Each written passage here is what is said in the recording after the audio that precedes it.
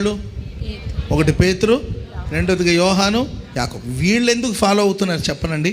పేతురు అంటాడు, ప్రభా మేము సమస్తాన్ని విడిచిపెట్టి నేను వెంబడించాం కదా, నువ్వు మాకేమి ఇస్తావు? Praise the lord. మేము అన్నీ వదిలేసి వచ్చేసాము, కుటుంబాన్ని వదిలేసాం, పడవను వదిలేసాం, వలలో వదిలేసాం, తల్లిదండ్రులను వదిలేసాం, సమస్తాన్ని విడిచి నేను వెంబడిస్తున్నాం కదా, నువ్వు మాకేమి ఇస్తావు? సేవ చేస్తే ఏమి ఇస్తాడు? పరిచర్య చేస్తే ఏమి ఇస్తాడు? ఇంత కష్టపడుతున్నాం ఏమి ఇస్తారు? ఏమి ఇస్తారని ఆశించి అనుసరించే గుంపు. ఆశించి అమ్మేది ఒక గుంపు అయితే, ఆశించి అనుసరించే వాళ్ళ గుంపు. నిజంగా చెప్పండి, మన దేవుడి దగ్గర నుండి ఏ లాభాన్ని అపేక్షించకుండానే ఆయన వెంబడిస్తున్నామా?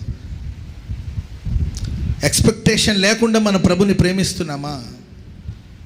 ఎక్స్పెక్టేషన్ లేకుండా సేవ చేస్తున్నామా? ప్రభుని ఏది ఎదురు చూడకుండా, ఆయన దగ్గర నుండి ఏమి ఎదురు చూడకుండా, ప్రభువా నేను నిన్ను ప్రేమిస్తున్నాను, ప్రభువా